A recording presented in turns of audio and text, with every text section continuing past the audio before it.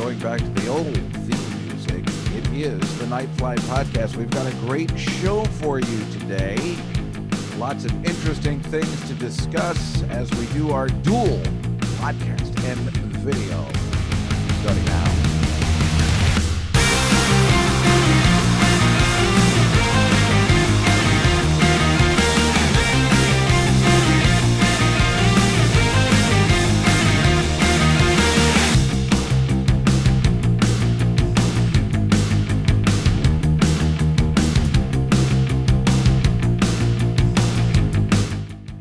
Well, yes, going back to our old theme music because we're on YouTube and they hate stuff when you take stuff from other mediums and YouTube and things like whatever. They hate taking it from themselves.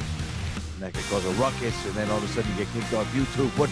How is that good? That's not good for anybody. We have to, listen, YouTube is possibly how we're going to make my living from now on. I mean, this is a disaster. So, but anyway, thank you so much for coming to the Night Fly. This is the audio, where if you're listening to the audio on Spotify or iTunes or any of your favorite streaming platforms, as I like to call it on the Tuesday show. We are also on YouTube this week. As I said, I would do a monthly video show, and I don't know whether it's purposeful or not, but it seems to be the way to do it. Plus, if I have interviews and guests, that seems to be a pleasant way to pass the time now that everybody knows how to Zoom. So that's what I've decided to do. And today is going to be no exception. Let's get it started. I really do have a great show for you today. Besides talking about the usual nonsense and maybe being able to show you some pictures as well and things like that we again do. I'm sorry I keep bringing up the Tuesday show. It's just, listen, if you're not watching the Tuesday 8 p.m. Comedy Cellar Nightly show, I don't know what to tell you. I mean, everything, if you like this podcast, if you listen to this podcast and I tell you stories about my week, and if you enjoy that, there's no way you're not going to like the extension of the podcast because I show all the pictures from the week. So if I tell you I went out with Memo and his kid and we had this thing last week where I'm like, I didn't want to sit on the thing. And then there's pictures. Then there's video proof. In this day and age, and listen, what do you think I get the hair plugs for? Because I knew. I got to be on camera. What am I going to do? I don't know why I'm talking like this, but I mean, this what am I going to do? So meanwhile, I'm so angry. The stupid hair is just so bothersome. Because then, what I do is I make these, like I put out a really good Instagram this week, which I guess I could technically show you, but I don't know. I won't. It's on Instagram. It's on Facebook. If you follow me, you can see it. It's a really funny video. People really liked it, which made me really happy. I Instagram the governor's office in it to tell him to open up more indoor dining. And it has me at a restaurant where I live in this little apartment building where there's a table in front, and I have to get in there every day and tell people to move while they're eating. Olga's sister was in it. Which was really funny because everybody's like, who's that girl? She looks so familiar. And I'm like, yeah, that's because it's Olga's sister. And, it was really fun. And the people at the restaurant were really nice. And, I'm looking at it. I put it together and I'm looking at it and I see me come in. I see the back of my head just, bald. I'm like, for two reasons, I'm like angry. I'm like, ugh, I look horrible. I also look fat in it, and I've been losing weight, but for some reason that day was not looking right. I don't know what I was thinking when I dressed up that day. So I was very upset with it, but I also know no one cares except me and my sister and my mother. So I have to let it go. I must let it go. But it's difficult. So I just put it out. And I said, I cannot worry about such things. No one else cares but me. So just relax. No one's going to notice that. They know I'm bald. They know I'm fat or whatever. I'm fat, but my belly's sitting there. And what are you going to do? So put out nothing? So you just got to live with it, because I told you, I think my sister, the one I put out with I'm on an ATV, my shirt's open, my hair's going crazy. She's like, why would you put that out? Why would you put that out? See, it's not just me. This is what's been instilled in my head all these years. Please, folks, don't blame me for being self-conscious. It's like, if you're racist, where are you getting that from? Your parents. I mean, my parents weren't racist per se, not the normal cubs like, these goddamn coloreds. There wasn't like that. They're just, regular racists that you don't see until, or if you go to school and you see, what I'm saying. This is coming out the wrong way, but this is the stuff that's instilled to you that you're trying to beat out of yourself in life, which is very difficult if you want to become a better person. It's difficult sometimes for the stuff we've been taught in our heads, which is why I suppose, God damn it, why don't they give you Spanish to learn Spanish or another language or French while you're learning to read English? You know how jealous I am of Spanish people that can talk Spanish and English. It's like a goddamn superpower. Why don't they teach you? Why did they wait till 7th grade to teach you that? By then, I was already shut down. It was over for me. That's when I became stupid, and everything was downhill from there, academically wise. You need to learn. I took 5 years of Spanish. I know nothing. I think I told you I was in my friend Michelle's house once, and there was a worker in there, and he goes, well, trabajo. And I'm like, oh, he's saying it's a hard job. She goes, oh, you speak Spanish? Poquito. You can recognize a couple of words, but still, it's pathetic. Also, if you are watching on video, I have the Seinfeld apartment background. I had the Nightfly one before, but it's too distracting looking at a picture of me and me talking. I just assume an apartment background is better. And believe me, if I had a regular apartment background, in fact, you know what I'll do is I'll show you what my cleaning lady did. I'll actually, I don't usually do this. I'll take out the background for a second and look, it's just a blank wall. You can see it behind me. She cleaned out this whole area. If you're, watching on YouTube, I mean, it's classic, right? It's kind of great. Now, where was my other picture? Oh, no, I can't find it. Here we go. Let's stick with this. But yeah, she cleaned out the back behind me, and that was like a big vacuumous space. I don't think I've ever showed you pictures of my apartment before, so that's exciting, huh? And yet it's not exciting at all. But that's the kind of show we do here. Anyway, speaking of shows, okay, so let's start from the beginning. Tuesday, I know I keep talking about it, but it's important. My Tuesday, 8 p.m. show tonight. What a show. An odd show, technically. It's not the comics that are like great. It's the legends we have, this living legend show. We've got Frank Santapadre from Gilbert's podcast, who is terrific. Like, he knows everything. He might be the smartest man ever. I've known him. I know him the longest out of everybody. Then we have Rick Newman, who, again, is the owner and proprietor and creator of Catch a Rising Star, which started so many people in comedy. They have this documentary about the Comedy Store right now on Showtime, and it, is showing who that started. Well, Catch a Rising Star did the same for a lot of other people, and Rick was the person in charge, and he's the best, and he's really cool, and he's been nothing but a great friend for so many years. And to top it off, we have Alan Zweibel, who just put out a book. I have it on my thing. What's it called? Laugh Lines. I'm looking at it on the couch. I'm just in the middle of it now.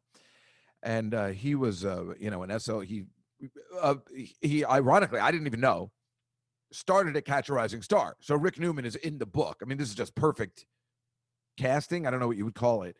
And he's in the book, and he's quoted in the book, and he's just, he's just like, Rick Newman, help me do this. I mean, it's perfect. And they've been friends just as long as, I have, well, not as long, but, and he was there on the first season of Saturday Night Live. I mean, he started, Lorne Michaels came up to him at Catch a Rising Star and said, you're a horrible comic, but your writing is good. Do you want a job? And he had a choice to go to Hollywood Squares and write for Paul Lynde, or this new show called Saturday Night, which they couldn't call Saturday Night Live because Howard Cosell had a show called Saturday Night Live, which, of course, nobody remembers, myself included. And he's like, nah, let's go with the fun one, and it's here in the neighborhood. So, and he wrote for the first 5 years. He was like Gilda Radner's writing partner. It's fascinating the way they met and how they were friends all these years. And then he started to write and produce and create It's the Gary Shandling Show. So that's pretty cool. Those three guys will be interesting making football picks. It's hilarious. Again, if you don't like the sports thing, you watch it an hour later, you glide through the football stuff, But otherwise, we show pictures. We'll talk about stuff. How can it not be entertaining?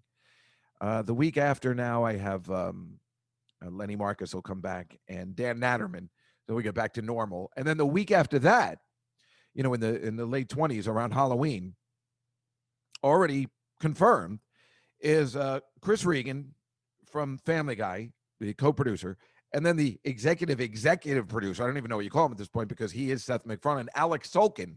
I mean, the person in charge of everything that is Family Guy. I mean, I don't even think he has to get Seth MacFarlane's write-off anymore. This guy is the second in command, but now the first in command because Seth just has so many other things to do. So that's amazing. And Mike Royce, whose new show, One Day at a Time, is starting on CBS. It's a Netflix show. It's a Latino version of One Day at a Time. So those three guys. I mean, folks, we're getting a good guest. And speaking of Lenny Marcus, he will be on a little later today talking about his new show called Supermarket Sweep with Leslie Jones that starts this Sunday at 8 p.m. on ABC. So he will be our guest in a few minutes.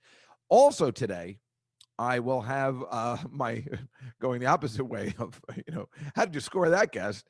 My friend from high school, Chris Donohue, his son, we've talked about him on the podcast, Sean, is now a freshman at Notre Dame University. Something I never thought I'd be friends with, somebody, who went to this anti-Semitic school. But remember, he is the winner of this Evans Caddy scholarship, which of course, is the funniest thing. And the fact that there is an actual Caddy scholarship that can get you a free ride to Notre Dame is fascinating. We're going to talk to him and his dad today. So hopefully that will be enough fun for all of you to enjoy another edition of the Nightfly. Let me tell you about, I didn't really do that much this week. I mean, since we last spoke, I pretty much stayed to the Nutrisystem diet until Thursday, where, I went to Rhoda's. And we went to that diner. We ate indoors. It was fantastic. No, it really is. I love going to the diner. My mother always wants to get sushi, but I mean, it's very difficult for me to find a good Jersey diner. This is a good one. I had like a Denver omelet or something. It was delicious. And I got some corned beef hash. And my sister and I got a side of bacon right in front of my mother. Oh, it's so mean. We're not doing it on purpose. It's just, what are we going to do? They make it extra crispy. It's delicious. Well, that wasn't going horribly off my diet, but then I had a Coke with lemon. That's going horribly off the diet. Eggs and whatever. I mean, that's not that bad. I have an egg every day as part of my power fuel. But the Coke, the soda, what are you going to do? Thursdays, I go to Rhoda's. I know I'm going to go off the diet. And then I was just like hanging around because I thought I would meet up. Either I'd go to the Comedy Cellar, so I'm trying to see how they're putting it together, or, go meet Olga. Actually, we had plans to hang out because she was doing, she's still doing park shows. She's still doing outdoor park shows. I haven't done any New York City outdoor shows. I've been around the tri-state area doing outdoor shows, but not in New York City. Go figure. Dave Juskow leaving town to do work. It's crazy. So I was just, hanging around again. I'm like, I can't get back too soon. I leave here at 10:30 in the morning, and then I come home like at 12:30 at night all the time. Those are the days I've always had, or, used to be worse, where I'm dressing up for the evening when I go to my mother's. My sister's dressed down. She's going to her pajamas pretty much. And I'm like, well, I'm going out for the evening. I have this whole night planned after this. It's such a long day for somebody at my advanced age. So I went to Target because I needed Q-tips and gum. And I'm like, oh, I'll just stop at Target because I got plenty of time. So I went to Target and I bought a shirt, not this one, but I bought a shirt. I'm like, oh, let me stop at the shirt because I have a jacket there that you can see in the Instagram thing. I got a Target. I figured I'd take a look. So even though it's embarrassing, most of my stuff, as you know, comes from Tommy Bahamas, right? 50% off. But yeah, I went to I got a shirt, but it was too small. I got a medium.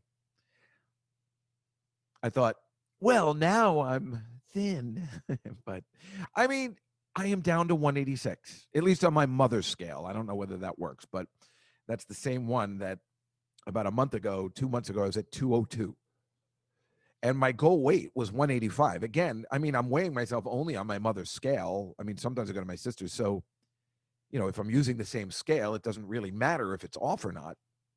Maybe I'm not exactly at 186, but, my goal weight when I put it into the Nutrisystem app or whatever was 185 because I didn't think I could ever, like I said, maybe if I can get to 180, I guess that'd be good. But sometimes I don't even think of that as a man. Is that a man? Should a man be under 180 pounds? No. I mean, it's just, you don't want to, I mean, it'd be nice to be thin, but I mean, a man should be at least 180 pounds. Man should be over 179 pounds. That's what a man should be. That's why we see that body mass index. We've talked about this before. They have that stupid doctor's chart. And they're like, a guy your height should be 176 pounds. I'm like, that's not even a man. What kind of man is that? 176. I've dated girls that are 176 pounds. Please. Folks, how are you? So anyway, then, I hung out at the Target and made my my football bets for the week. Oh, what a disaster. I mean, it's fun because I'm only doing it, the week, but then because of COVID, I make them on Wednesdays or Thursdays, and then by Sundays they're not playing the games, or the people are out because they have COVID, and then there's no way to change it. It's like, oh crap. But the system is working because I'm not doing any other betting. I've totally forgotten about college football. I couldn't care. And last year and every year before that, it was like college football Saturdays are this and Sundays are this. Now I don't even care. So that's good. Also, congratulations to the Tampa Bay Rays. God, I hate the Yankees. I couldn't be happier. I really couldn't be happier. That made my night. I'm taping this on Saturday morning. That made my night last night. I know it bothers a lot of people, but screw you. The Yankees can blow it. I mean, Jesus Christ. Why do I hate the Yankees? People say, why does he hate the Yankees? Why does he hate the Yankees? Okay, I'm a Mets fan, so who cares? Whatever. Right. We're suffering. So that's the thing. Being a Mets fan, I hate the Yankees. Why? Because I hate the Yankees? No, because I hate the fans. I hate the fans that are complaining. I mean, I got a paper today. They're like, another year without a title. Oh, no, you can't get your 28th title yet. Oh, no. It's just like I listen to the sports station. I've told you this before. I listen to the sports station all the time. Why do I listen to the sports station? Not so much because I like sports, but because it's live. And people are calling in at 3 a.m, 4 a.m. It's live. I like listening to live. People are still up. They're around. Other if I'm listening to music, it's a tape recorded program. I don't want to listen to the news. Maybe I could listen to live news, but there's so many commercials. So the sports station is the one. It's also, it's. But what do I hear? Yankees fans. Oh, we really blew it. Really. Oh no, what are we going to do? I mean, you've been in the playoffs like every year. For 20 years. Let alone what you did in the 90s. You got to stop complaining. Somebody's got to call up and be like, hey, I love being a Yankee fan because we're always in it. We're always in it. But no, that's not what you get.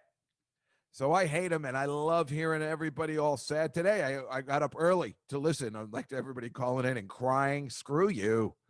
I love the Rays. I mean, I do. If you, again, watch the Tuesday show, you can see I have pictures of myself at the Tampa Bay Rays facilities because I got friends there, and they're like a wonderful organization. It's too bad no one cares. But again, as I keep mentioning, it's going to be funny if the Rays win it all, and then all of a sudden the Tampa Bay Lightning and the Tampa Bay Rays win hockey and baseball. If Tom Brady and the Buccaneers can, top it off, wow, Tampa Bay. But it really did make me happy. So isn't that pleasant? Anywho, and then also anyway, doesn't matter. I'm sorry if you're big Yankee fans, but what do you want me to do? I'm a Mets fan. I mean, we got lucky. I mean, I'm always grateful we were in the World Series only 5 years ago. You know, a win would have been nice, but at least we were in it. That's the way I look at it. And the Jets, oh, they're horrible. Anyway, after I came back from Target, I parked my car. And then I went up to meet Olga at 79th and 5th, right in Central Park. She said there was a show there. I go in the place. I'm looking for the thing. I don't know where it is. I'm like, how far do you want me to go in the park in the dark? This is making me very uncomfortable. Now that I have that Citizens app, I'm afraid of everything. I'm afraid to walk out my door. Like a knife stabbing, a razor blade stabbing. I mean, I swear to God, I got to get rid of that app. It's driving me crazy. I'm like, how can this all be happening now? Block away.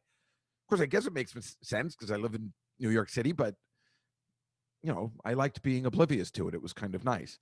So we went up there, and then we're walking down, and we're going. I'm like, well, we got upset because I don't know. I don't think she thought I was meeting her, and then I wanted to meet the guys at the seller, but I didn't know what to do. I was getting upset, and then I'm like, well, let's eat somewhere. And then I'm like, what am I thinking? I can't eat on Madison Avenue. That's going to cost me a fortune. I know it comes into money again. It's horrible, but I was almost going to get evicted last week, so I have to think about that. But I was thinking, I'm like, well, it's no big deal if we go out. I can, ration it in my head. But on Madison Avenue, everything's really expensive. So we're walking by places, and then she mentions this place called Serafina, which maybe I've been to before. It's kind of a chain, I guess, but it's, nice, whatever. Anyway, they looked okay. I couldn't wait to eat inside again. I don't know what her story was. She's so crazy. She's like, I want to eat inside because I'm cold. And I'm like, great. And then when we went inside, she's like, do you think we should be eating inside? And I'm like, yeah, I want to eat inside. She's like, I don't know, maybe it's day. I'm like, well, then we'll eat outside. Whatever you want to do, make up your mind. I mean, they have heating lamps and everything. They're ready. But fortunately, we were able to go inside. They took our temperature. They took my name, my phone number. I have no problems with that. I think that's okay. And we sat down and we had a great time. And I mean, the beauty about, again, eating with her, I'll take her out every time. All she ever has is a bowl of soup. And she got the soup, and I said, all right, now this is it. This is the meal. All right? I don't want to hear again. This is the meal. Thank God she understood, because I wasn't sure. And, if I have this apartment behind me, then how can I not do that bit? But she so we had lots of drink. We had, I think she had like 4 or 5 glasses of wine. I had 3 glasses of wine and 2 beers, and the bill only came to $93. I couldn't believe it. I was just like, just go for it. And they came to $93. I'm like, this is my new favorite place. They must have messed up, I guess, but they also charge a new 10% COVID fee. I don't know if any of you, I mean, a lot of you don't live in Manhattan, but I don't know whether they're doing that anywhere else. But in New York City, they're charging, I saw it on the bill, we are now charging a 10% COVID fee. What the fuck does that mean? I don't even know. But I guess it was added to the bill. It was still only $93. I mean, somebody must have messed up. Seriously, right? Or they're just like, they seem like great people. I mean, that was really cheap. I'm like, well, I'll get this. Sounds good to me. I mean, there's nothing worse than sitting down like, hey, let's go to dinner. And all of a sudden you're spending $300. I mean, again, you don't want to be Jewy, but also have to be reasonable. I have no way of making any money in the future. I still haven't gotten paid for the Gaffigan gig. I mean, I got to be a little smarter, but whatevs. But it was still super fun. We had a really good time. And then I was right in my neighborhood, and I couldn't have been happier. And, I asked her if she wanted to come over because, drunk and we were in the neighborhood, you know what I'm saying? But I put her into an Uber, and I walked home, and I was like, this is great. I'm home again at 12:30. I love this town. I love getting home early. And then what was the next day? The next day was Friday. I didn't have to set my alarm or anything. It was beautiful. It was beautiful. I don't know. I had a really good time. We had a really nice time together. I have photos, which I will show you on Tuesday or today if you watch the show. I got a photo of the two of us together. We make an outstanding couple. I guess just because we're so Jewy looking. I'm joking. Not of myself, though. All right. So why don't we do this? I've got some news and some other things to get to. Okay. why don't I bring in? So I'm trying to think if I had anything else to tell you today, and I do, but not. I'm going to mix it up a little bit. So why don't we bring on our first guests, Chris Donohue and his son Sean, and remember, he's zooming in from Notre Dame, from his dorm room at Notre Dame, which is way awesome. And also, the president just got COVID. We'll talk about that in a second. The priest, who's two-faced and was at the White House the other day where everybody got COVID. And this guy, there's a guy in Notre Dame, this priest, he's like, hey, you better wear masks. Otherwise, you're gonna be out. The two-facedness of it all starts. Could drive you crazy. Let alone, the president, by the way, wanting to do rallies again. That's not acceptable. No matter what you think of the president, don't do live rallies. We know you have COVID. That's no matter how crazy you've been, it's not right to do rallies when we all know you have COVID. That just seems really irresponsible. And I know he's done some irresponsible things, but that seems deadly irresponsible. That's very odd behavior, even for the president. But I guess you got to put the word. But of course, they're doing it in Florida because Florida, I don't know if you heard, but the Miami Dolphins in Florida, they're like, yeah, pack up the stadium. Let's just do it. Let's do it. And the NFL's like, no, we're not going to do that. We're having a problem. But on the flip side of that, you're like, why don't they do it? Because, like we've been saying, let's just open it all up and take our chances because there's no other way we're going to be able to survive. All right. That all being said, let's bring in Chris Donohue and Sean Donohue after these messages. The Night Fly. Dave Juskow. Well, hello everybody, and welcome back to the show. Chris, this is my friend Chris Donohue, and his son Sean. And Chris is really, this is worse than dealing with my mother. He can't seem to figure out the phone. You saw his hand was in the thing. He's like, did I have the right thing on now? Let me hold on a second. I think I can work. Hey, what is it called? Zoo? I don't want your audience members to think I'm a moron. Oh, it's too late for that. Yes, they already do. Try and speak up a little bit. You're a little low too, but that's all right. Sean sounds perfect. Sean looks good. So Sean, Chris blushing. And I are high school chums, and we've been friends for a really long time. And Chris is probably, even though I'm mocking him, one of the sweetest people I've ever met in my life. And his son, who is also a great kid. I'm sorry I called you a kid, but he really is. And he is right now at Notre Dame University in his freshman year, calling from his dorm room, I assume, under a bunk bed. Yes, sir. That's like my dream. Oh, yeah. College at its finest. But it looks so cool. Looks like you have it set, you got the little note board on the left. And then, a couple of masks on the right, which I think it's masks. Is that what it is? To the back, in the back of you? Yeah, there's like a little sink area, and there's a door to our common room because I'm in a quad. So I kind of want to I kind of want to have you walking around and see what it looks like, but we could do that later because it looks like you're totally set up. But at the end, maybe you could. Are you on a laptop? I am, yeah, but it can move, so we can do that. It's cool. I mean, obviously, never in my life that I would ever think that I would be talking to anybody from Notre Dame, and the only reason you're there is because of your vast knowledge of Judaism. I was told that no, that's not. Yeah, it's a real conversation starter here. That's his minor, Dave. Oh, thank God. I get dirty looks from the priests, but some guys think it's cool. And speaking of which, let's get right to the hard-hitting news stories. You're the father there. The president of the university has COVID, and people are pissed. He does. Is that correct? Yeah. Father Jenkins? Yeah. Father Jenkins. It started a little bit of a stir here because it was right when he was at the White House, and him and Trump both got it. Classic. And he's always sending stuff out and updating us on our guidelines and everything. So there was a petition to get him kicked out, but it didn't go through. In fact, the only reason he wasn't kicked out, it was by one vote that they decided to postpone thinking about getting him kicked out. Yeah, right. And that, the hell's he talking about? Your dad is such a no. No, by one vote, they decided to discontinue the conversation.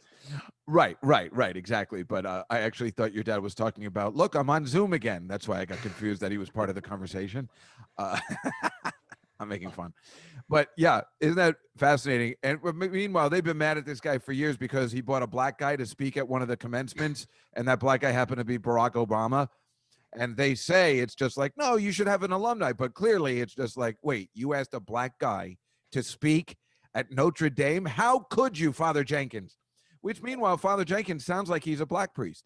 Anyway, folks, I'm here all week. And no, but that's, what a two-faced, a classic two-faced move. There's a big sign out at the beginning of the campus that says, we wear masks here, masks rule. And then there's a huge photo of him sitting out there with a whole shitload of people on the lawn not wearing any mask, and they all got COVID, or half those people at that place got COVID, including the president of the United States. On the flip side of that, though, you probably have to keep the guy, because what would you do if you're asked to go a place where the president of the United States is talking, no matter who it is, and he says, I'm not having anybody wear masks?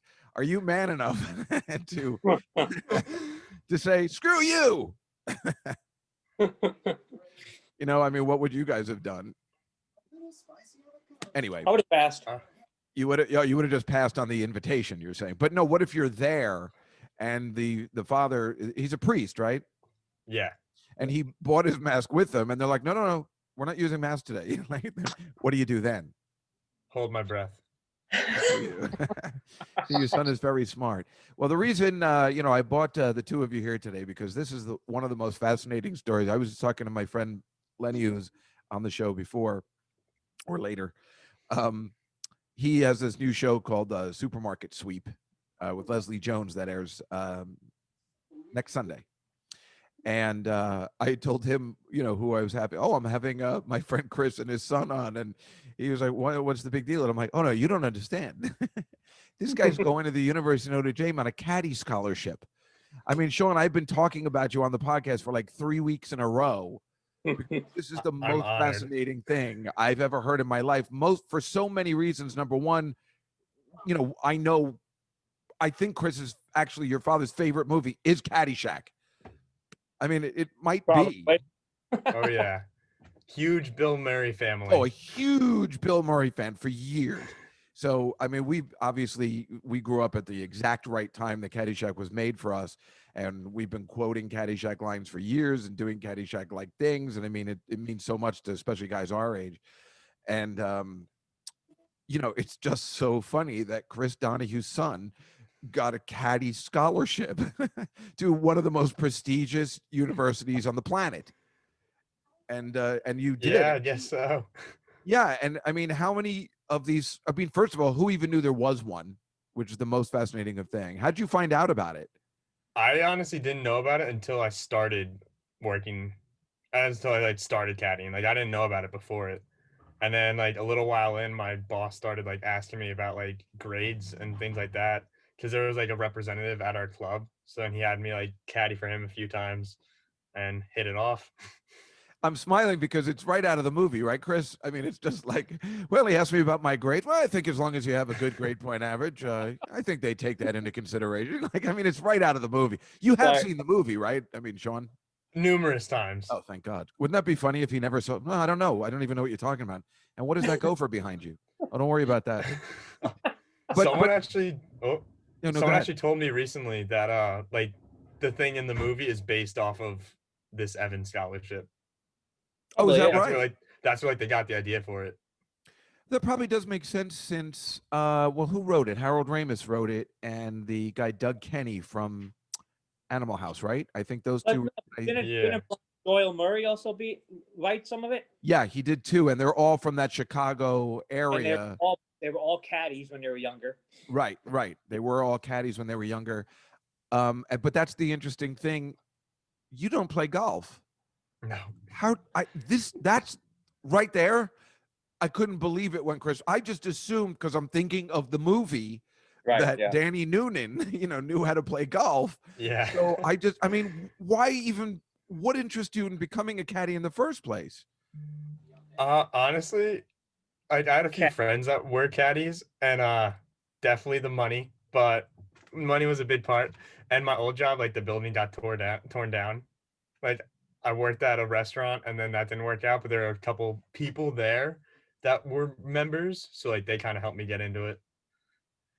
Why do you suppose your father's fading off screen? Do you think he's doing something else? Is he? I'm Are Oh. you reading the paper? answering an email for work. Oh, good. Go ahead. That's great. But yeah, I definitely do get a lot. He's not even paying attention. His son is like talking to me like, well, let me tell you about myself. Kid, I got to answer an email from work, but thanks very much for. I'm listening.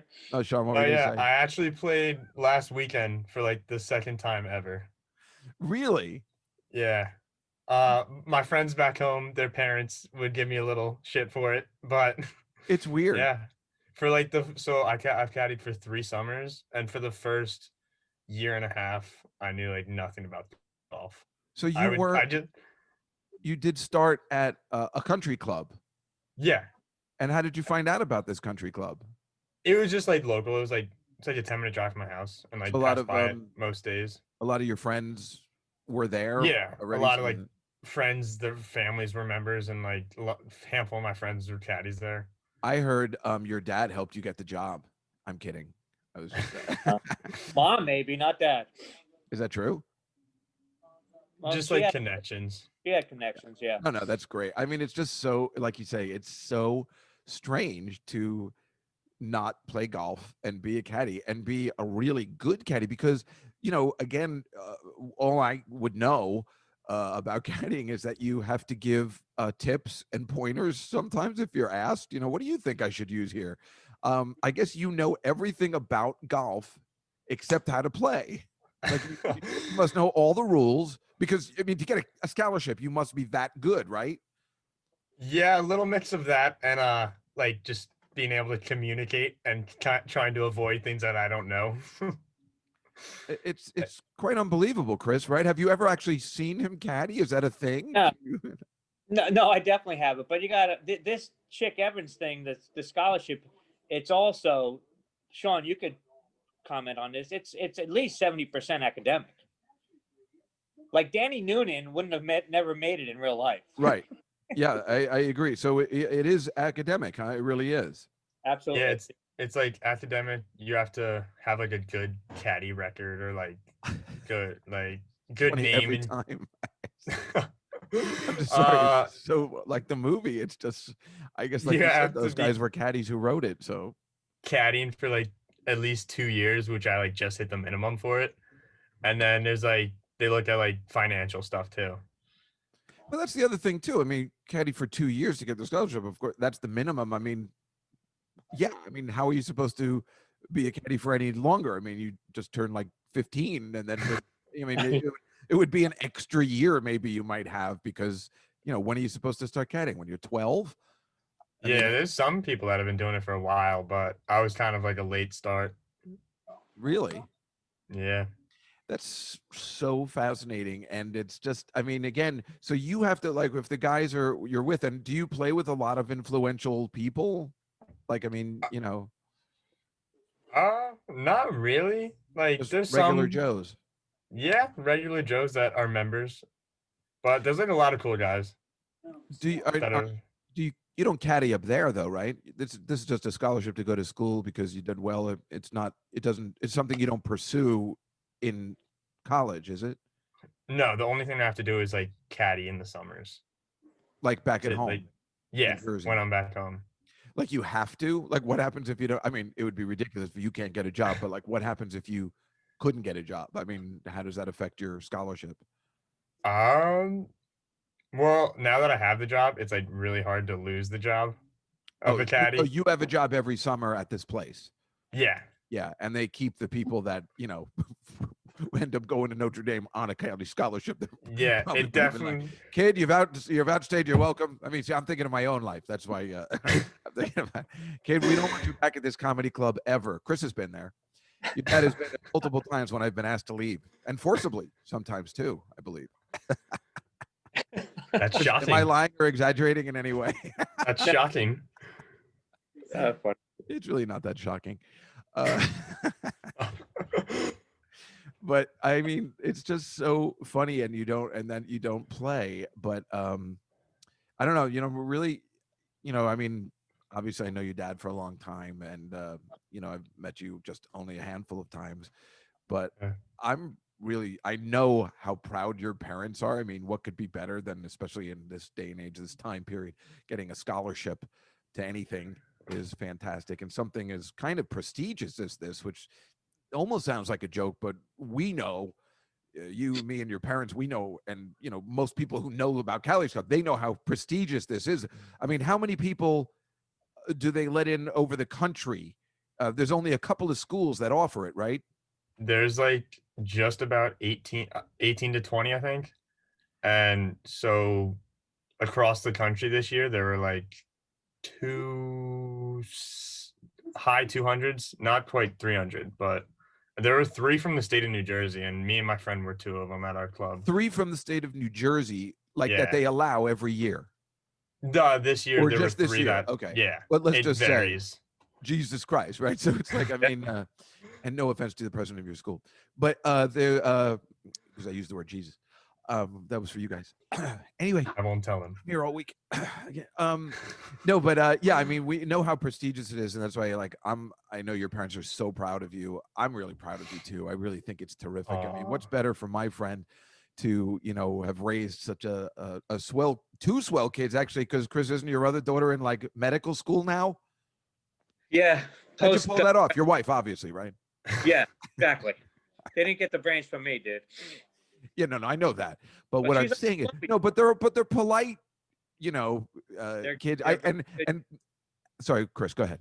They're very good kids. I could like, vouch for them. I agree. They're great kids.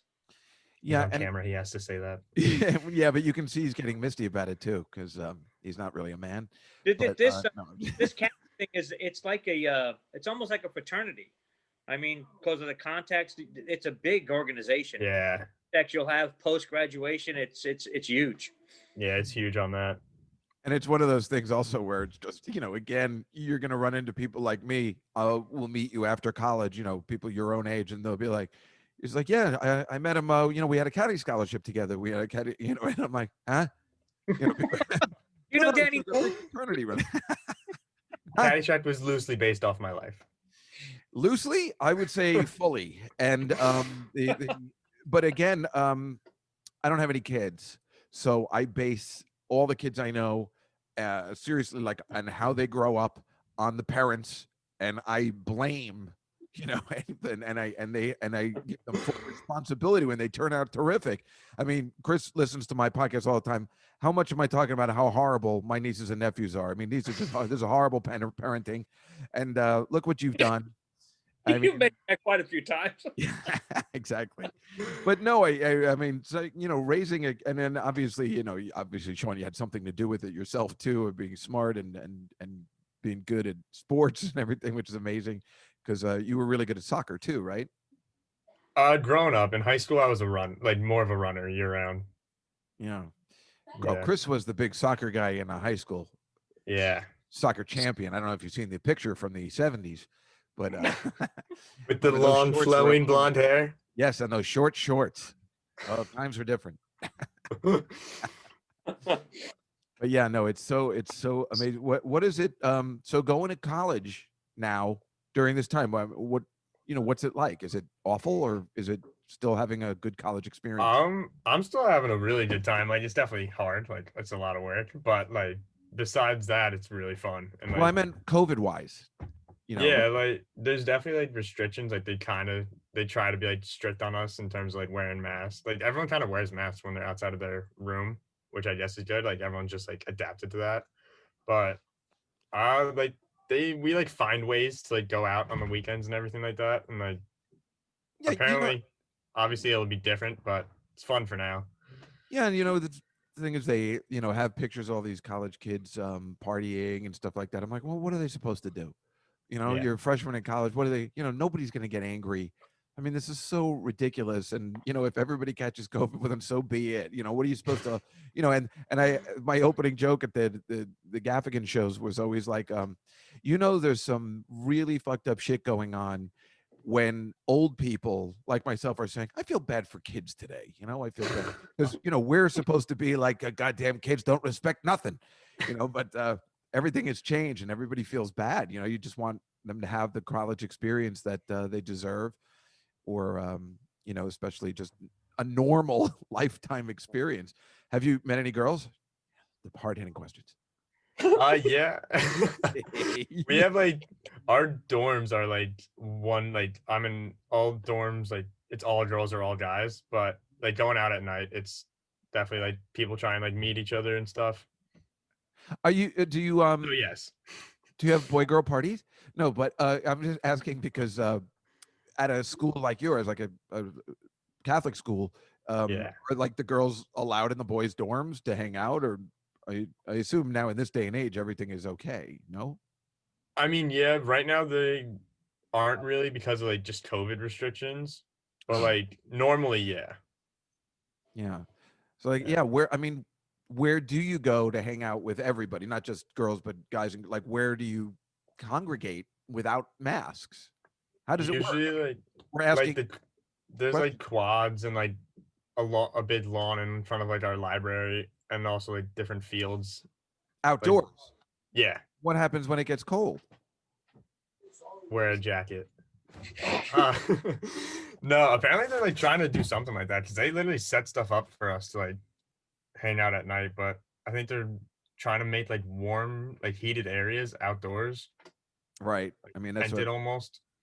I was out last night here in the big city, and they started putting heating lamps up, which I didn't know they could do because I was going to invest in propane this year, which would have been a smart move because they have all this stuff outside. But I've heard they're not allowed to use propane ones; they have to use electric ones. I think that's some sort of ordinance or something, which is weird. But they're all out. Everybody's still eating outdoors. I ate inside yesterday. I couldn't wait. I was like really excited. But Yes. yeah, no, I mean, yeah, it's a tough time to be in school, but there's just nothing funnier than and wonderful than going on a Caddy scholarship. Who even knew one existed? When your dad told me again, I assumed he was kidding. I mean, I knew you were caddying, but who knew you could make a living out of it, like get a college education? Who knew how important it was? I mean, Chris, did you know about this in advance? I knew about it. I think how old is Nolan's sister, bud? I think she won the first one at Spring Lake. Yeah, she Wait, a chick? Yeah. Yeah, Guys, get that. Won the Guys. first. Obviously, you're pulling my leg now. No. Isn't it 1972? I thought. She won the first one at Spring Lake Country Club 4 years Yeah. ago. Years ago, bud. She was a senior when I was a freshman. Oh, okay. Well, she looked. And then Like, her oops, sorry, I'm not allowed to. tall blonde. But and then her brother was the one that I got it with this year. Wow. Yeah. So I mean, but in all seriousness, did she get accolades for being the first female? I mean, the first one, but then also a female. I mean, I'm not trying to be sexist. It's just like I didn't even know there were female caddies. Did you, Chris? I mean, we're old school. Again, we saw Caddyshack. There wasn't one goddamn female. Well, there was that little girl who we thought was put in as a joke where we were trying to carry Rodney Dangerfield's bag. When you find out she's a girl later, when she pulls her hair, hey, everybody, I'm hot. But she was 12, so I'm not allowed to think. Oh, I never even realized that. Yeah. They had her under wraps, like, nah, I got it. And then when she gets to the pool, remember they pull off her cap and it turns out she's a Yeah. girl. And that's the big, like, what? So were there other girl caddies, female women? There's a few. She's definitely like the most well known at our country club. Just like she was like the first girl and then the first Evans, like the first girl at our to caddy here, like where we are. And There's how many girls are up there now, dude, from Evans? There's a At Notre decent Dame. amount. Probably like maybe like 10. really? Wow. Yeah. 10 all from Jersey. Like, that. No. There's 10 like 10 probably female. like 8 to 10 Evans at Notre Dame. What's Evans? That's when we were. That's that's like the official name of it. Evans scholarships at Yeah. Notre Dame. You know, Dave, but this has been going on. The Evans Scholarship, I think the first ones were given in 1930. Yeah. Wow. This is going on for a long time. Yeah. Mhm. I didn't know. I thought it was new. No. I thought And it a was lot- actually in most- after Caddyshack came out. And most of the schools, I don't know, I know Notre Dame can't do it, but in most of the schools, all the caddies are basically in a house together. Really? All- yeah, it's like Yeah. it's almost like a fraternity It house. is like but a it's all- fraternity. We're the only school that doesn't have a house because we have like I think it's because Notre Dame doesn't have a Greek life, but we're Right. the only Evans school that doesn't have like an Evans chapter house. Oh, still though, you get It's to go to good. Notre Dame.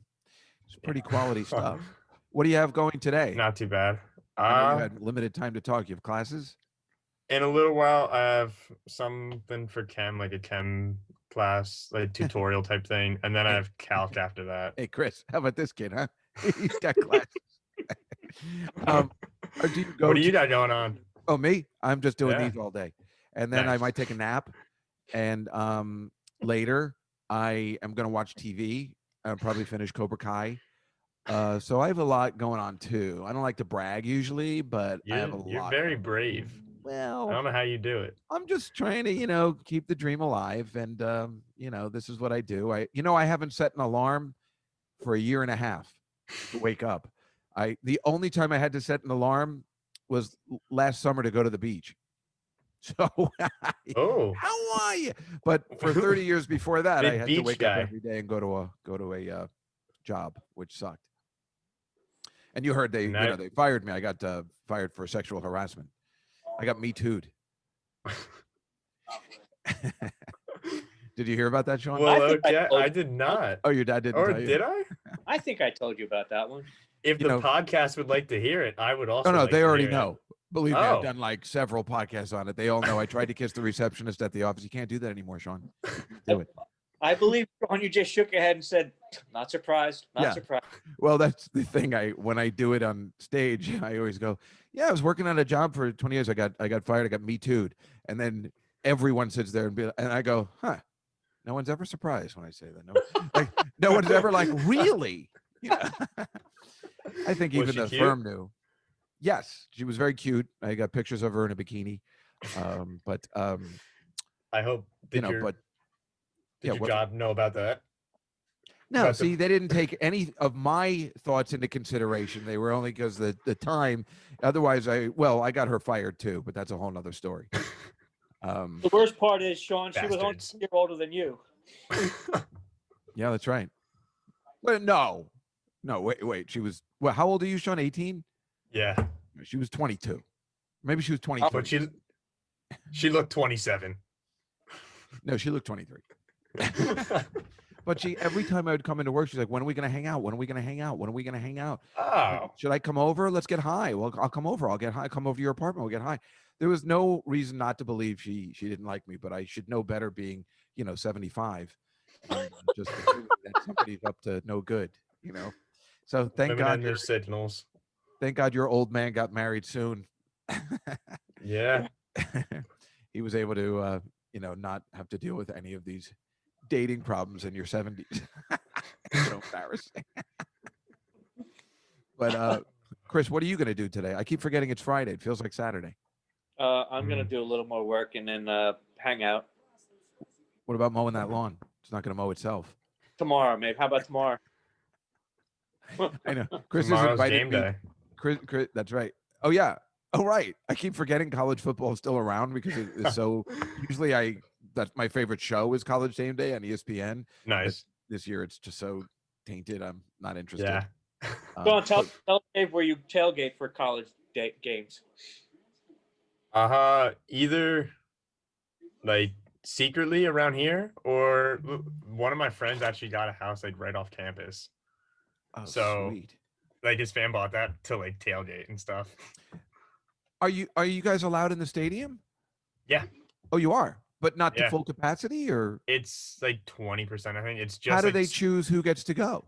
It's students, all students in like Notre Dame community. So like faculty were able to buy tickets, and then athletes' families. So what it is what normally would be is the people who live in the area, people come out of town, but now that's not a thing. It's just students, faculty members, and alumni or Yeah. something. Maybe not even Mhm. alumni, I guess, at this point, right?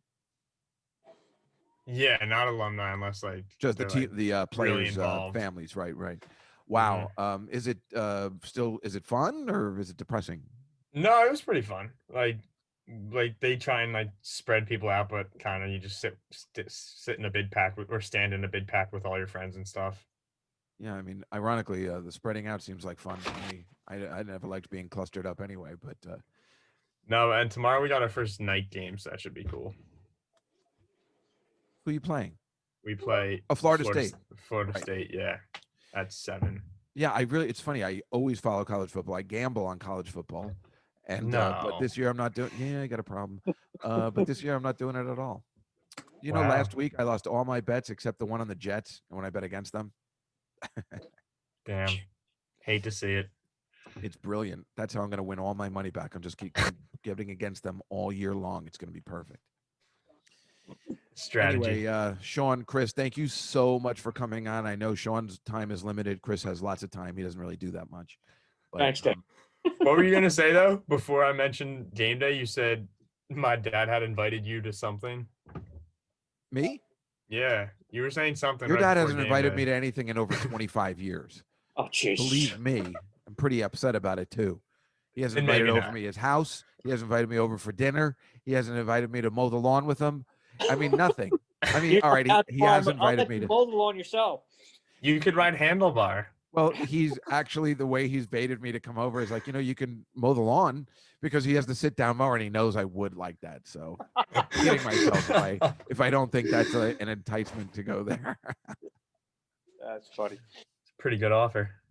Yeah. What happens? You come home on Thanksgiving and then, or does it, and then you don't go back in for a long time? Is that the way that Yeah. all the schools are working? My last final is the Friday before Thanksgiving, so like we don't even have school after it. We're totally done from then until, and then we're home until like February 3rd. Wow. We have a very long break. Sounds like fun. And what about Anya, Chris? What is her status in that sense? Are they doing the I same think thing? it's kind of the same thing, but she's going to be taking a class. But I think she'll be home for the most part because they're going to be virtual. She doesn't have any labs between Thanksgiving and Christmas. But we also have her graduation on the 19th. We're flying down to Miami. For No, the the 11th. Of November? No, December. We have to go Graduation down to from you know. May. Last year. Yeah. Oh God, what Yeah. a mess. Right. Well, Miami, remember they were like saying, "Hey, let's pack up the stands again. We're all good." Yeah, the Dolphins were letting everybody in, and then or Florida said you could let everybody in, and then the Dolphins, the NFL's just said, "No, what are you, crazy?" Yeah, so I think that's still tentative. I could see them changing that and pushing it back even further. I don't think they will. I think Florida is insane, and I think Yeah. they're going to let it go on. And if you want me to come down there with you, just could be spring break. Yeah, Wah! Spring break. That sounds awesome. Well, it's weird to go to medical school at this point. My niece is in dental school, and it's like I keep saying, I'm not going to anybody that went to school in 2020. Like, what are they going to learn virtually? I mean, Now, but, is she doing any lab work though? she is now. Like, she went back to school, and they are doing lab work because, I mean, Jesus Christ, how the hell are you going to teach how to be a doctor if you're not not in the lab? How can you teach being a dentist if you're not actually? You can't Playing with do teeth. it virtually. That's what Anya's doing. She's going in for labs. They're cutting up, and she's got like the gross anatomy class now. Yep, yeah, that's what Dory had last year. They cut up. I think the first day was like a dead body, and I'm like, "Well, where'd you get that dead body from?" She's like, I go to school in Newark, please." Well, she didn't say it because she's not funny, but. Anyway, guys, thank you so much. Thank you so much. I know you had limited time. I really, really appreciate you coming on the show, both of you too. Even though the old man Donohue couldn't, he almost got it going with his Zoom. Sorry, Nels. But no, I really appreciate it. Sean, good luck for the rest of the season and everything. And congratulations on going to such a great school. and being a good kid with your grades and your caddy scholarship, which is Magnificent caddying ability. unbelievable. And Chris, thanks for getting your son to do this too. I appreciate it very much. That was fun. Thanks, Dave. Yeah, thank you. All right, guys. I'll see you later. All Have right. a good one. Bye. Razzle dazzle! The Night Fly, with David Juskow. Start program right now. Razzle dazzle! Now your freak flag's flying. Oh, I'm going, baby, I'm going. Oh, are you gonna be sorry? Great, guys. It's just so funny that Chris really, I told my mother, we were Zooming for the Shabbat call, and I told my mother, I'm like, my friend Chris is, my age. He's just like you. Knows nothing about modern technology. He's an idiot. I mean, really, folks, we're going to have to be doing this for years to come. Get with the program. All right, now I'm going to share my screen. Again, if you're watching an audio, I will describe everything for you, but you know what today is? I mean, what did I buy? I bought, I'll show you. I'll share my screen. And here's what we got going on today. As you can see, the TV Guide Fall Preview, 68th Annual Edition. Hello, Nightfly listeners. It's how it all started 6 years ago in October. The show plan was that it was half sports, half television. Now, as you know, 6 years ago, when I was still talking about only network television, well, it was a little embarrassing because network television was kind of through. But I stuck to my guns. Now, I will still talk about network television, but I mean, I'm not even watching network television. So we'll also talk about a couple of the new shows that are in other ones that I think look interesting, but have not seen yet. So we'll do it a different way. But we have to go through the networks because the networks are hilarious. It's even funnier now because they're just awful. As you can see here is the schedules. We have on Sunday up here. We can see. I'll just go right to the photos, I guess. But so we have Sunday Supermarket Sweep with Leslie Jones, Sunday at 8:00. This Sunday, right after this, we do this. I'm going to have Lenny Marcus on. He's going to explain a little about it. Our friends Bethel and Neil are on it. I don't know, Bethel, from Grease. She played Sandy, and when we did it at the Comedy Cellar. And DC Benny is in it, who played Carlo in The Godfather. Or no, he played Sonny. Yeah, when Russ couldn't do it. When Russ was angry with me. But anyway, it's all of our friends. Lenny is the writer, and he's best friends with Leslie Jones. And this is why I get screwed. It's like he chose Leslie Jones to be friend. I keep choosing the worst people who are just lazy, like Attell and Sarah, and they don't do shows like this. So I'm getting screwed. The only person I have a chance is maybe Rachel will get a show, and then we'll have something going on. But that's Supermarket Sweep. I mean, it is what it is. ABC just wants to have this game show because then they're having Card Sharks. They're bringing that back. Have that with Joel McHale. They're all hour-long shows. Or they do 2 half-hour. Maybe they do 2 hours, but they keep having hour-long blocks, which is way too long. Maybe they do it in half-hour ways because I know that's what they're doing with Supermarket Sweep. But they are determined to bring game shows back because, as you can see here on Sundays, you have Supermarket Sweep, Who Wants to Be a Millionaire, on Card Sharks. That's on Sundays. If we travel down here to Thursday, look at this. Their lineup: Celebrity Family Feud, Press Your Luck, and Match Game. So, I mean, that is clearly they are committed to having game shows, which is smart because, what else are you doing? This is CBS, The Equalizer with Queen Latifah, a new version of The Equalizer with that guy. This is a horrible photo, but yeah, I mean, is this necessary? I don't know. And how about this one on Mondays? Emergency Call with Luke Wilson. This all looks horrible. And that's all because I think NBC does a show called 911, which I can't tell. That's not real because Angela Bassett's in it. So I don't know what the story is, but this looks awful. But this looks amazing. This is also on Mondays. LA's finest, with two of the hottest girls known to man, Gabrielle Union and Jessica Alba. Look at that photo. They partner up. I was thinking about watching this. It's on Fox, and it's on Mondays. I was thinking about watching it because they're both really pretty. Jessica Alba is like, I mean, she's still, what is she, in her 40s? She's still in the Post on the third page where they put the hot girls every week. I was thinking about watching it, but I can't seem to pull the trigger because I know it's just going to be kind of stupid. But I don't know. I go back and forth on that one. It's already on the air. I can't imagine it's going to last unless because it's a woman show. They're like, no, we have to keep it on. You know, like the way, but it's a black and a white. We have to. Who knows the way they're thinking these days, right? So, and then there's this one on Mondays with Kim Cattrall, who really, I mean, she looks terrific. Filthy Rich. Fox. Mondays.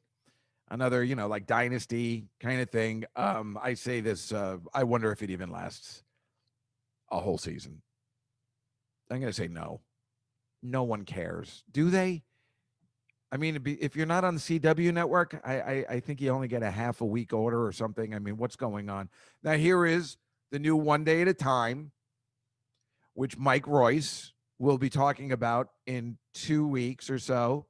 This is the Latino version. This girl is so cute. The lead mother, the one who plays the Bonnie McFarlane, I was going to say.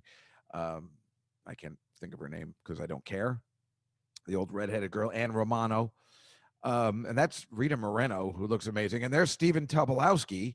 You know him as Ned Ryerson. I tried to audition for that part, but it wasn't working as Schneider. And, you know, it's doing so well. It was on Netflix, and they're moving it to CBS. So Mike must be very excited and must be making a lot of money. And he gets to work with Norman Lear, who, quite frankly, I don't think his shows hold up, but whatever. He's like 90 or something. And then you got this Big Sky, which is the new David E. Kelly show. I mean, this looks horribly dull for me. It's not my cup of tea. It's on ABC on Tuesdays. It looks, you know, it takes place in the mountains. And then backstabbing, and who cares? I don't care. But I guess people are on the, no, come on. There's no way this is lasting. There's no way this is lasting. From the creator of Big Little Lies, David E. Kelly. Big Sky. No one cares. I'm trying to find out what we do care about. I'm not sure. Here's this one with John Slattery called Next. The Fox series about AI. This will last a week. This show should be canceled immediately. It's called Connecting. It's on NBC. I don't know what day. It's a Zoom show. If you're watching network television, you're seeing a Zoom show. Is that what you want to see? I mean, look at it. I mean, this looks awful. And I've seen the coming attractions. They do have a picture of a dog in it. So you see, they're ripping off my idea. But this, I know what they're trying to do. A new comedy about life, love, and lockdown. I don't know if anybody wants to see that, but then I guess I don't know what anybody wants because I'm very confused. I just don't think anybody wants to see Lockdown, but then I would think that nobody wants to see This Is Us and just see like sad stories, and that's like the most popular show on television. So who knows? I am not going to be watching this. This one I'm going to watch. This is called Be Positive, and it airs on right after Young Sheldon, which I watch all the time. It's on CBS. I don't know who this girl is. I don't know who this guy is, but she's kind of hot. And the premise is that he needs a new kidney, and she is a what do you call it? Like a crazy person from his high school who's like insane, and she wants to give him his kidney. That's the premise, but I don't know. But she's like a wild child. So if there's going to be a pretty girl that's acting crazy, I'm going to like that. So I hope it doesn't get too sappy, but I'll probably watch it. It's a blonde girl on television. I can't help myself. And it's on after Young Sheldon, so I'm watching that anyway. So what's the difference? She looks adorable. Oh. Now this is on Netflix. It's called Emily in Paris. Look at these girls. They're gorgeous. They're young. It's about three girls. It's basically, I think it's by Darren Star. It's basically Sex in the City, but it takes place in Paris. And somehow they filmed it before all this happened. So I'll be watching that show. It's on Netflix. Emily in Paris. I think it got pretty good reviews. Yeah, listen, this is what I do. This girl's called Julie and the Phantoms. I just read about it. I haven't seen it, but apparently it's on Netflix. It's about a girl that sees, I think it's 3 dead children who are in a band. I'm not sure what it is, but the premise seems pretty interesting that I'm going to give it a try. Julie and the Phantoms. It's about a rock band, but she's seeing ghosts. So I don't know, but we've heard worse premises. This is the idiot, Morgan Whalen, who just got kicked off Saturday Night Live this week. Tonight, I'm taping this on Saturday, but it's coming out on Tuesday. So I don't know who they're replacing him with, because he was in this picture on TikTok at a bar, not wearing a mask and not social distancing. So they're like, what's the matter with you? But then when you see him, and you can't see him if you're listening to the audio, but he's wearing a cut-off flannel, holding a beer. I mean, he just looks like a moron. He's a country singer. Never heard of him in my life. He looks like a moron, and he obviously is a moron. And to do that and then put it on TikTok, well, really, you are pretty much the stupidest person on the planet. So he gets what he deserves. Who knows who they're replacing him with? I was suggesting myself, and I could do some of the Willy Wonka stuff, but they said no. This is a new Netflix show called Ratchet. You can see it's Sarah Paulson. It is based on One Flew Over the Cuckoo's Nest and the piece that I think Louise Fletcher won an Oscar for in 1975 with Jack Nicholson. And I guess how she became crazy and evil. Sounds like fun. It's by the same guy who does American Horror Story. She certainly looks scary in the picture. I think I'm going to give that a try. I've been looking at it. It's already out. I think, once I saw it in the TV guide, I'm going to give that one a try. This one is Hugh Laurie in a new show called Roadkill. It's on PBS. It's coming out in November.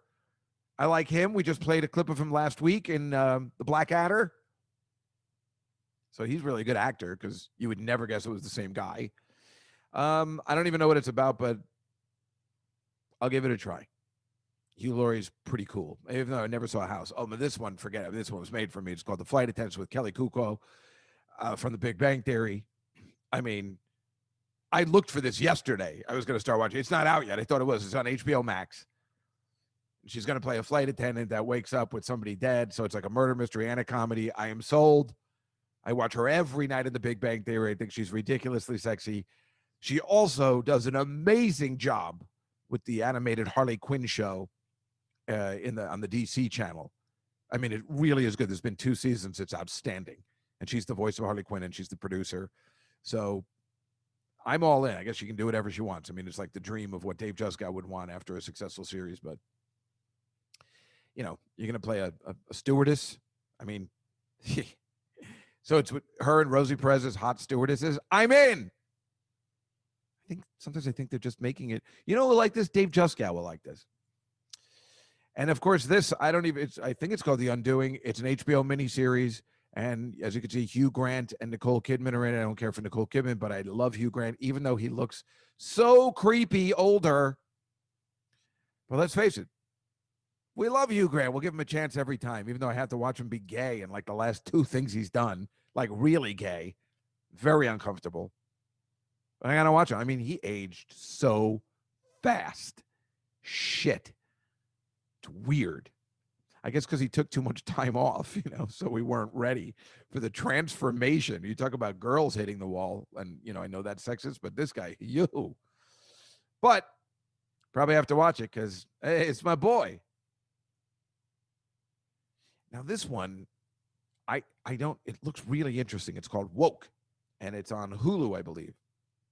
And look at this guy. I don't know his name on the right if you're watching the YouTube. It's the guy who played Winston in New Girl, and I think he's hilarious. So I want to watch it because of him. I believe he plays a cartoon artist, and his animation is talking to him. And it's, it sounds like it's really good for the times, and it sounds like a lot of fun, and I'm going to watch it. woke. Look at Dave Juskow trying to expand. It looks really good. Oh, so this is Autumn Reeser. This is a picture I'm showing, and again on YouTube. Autumn Reeser is an actress who I've always thought was very pretty and very nice. And this is her, and you can see how cute she is on the OC back, I guess, 20 years ago. She's 40 now. Here she must obviously in her 20s. The reason I bring her up is because, I've been watching a lot of Hallmark movies because, it's just so relaxing. And she's in a lot of them now. She grew up. She's just a smart move, which is they're pretty much getting all the harm. They're getting all the people from these shows in the 90s and early 2000s to be in Hallmark movies that are young mothers or whatever they are, right? But I've always liked her, so I started watching stuff she was in. But oh my God, she's only 40. But look at this picture. What kind of haircut is that?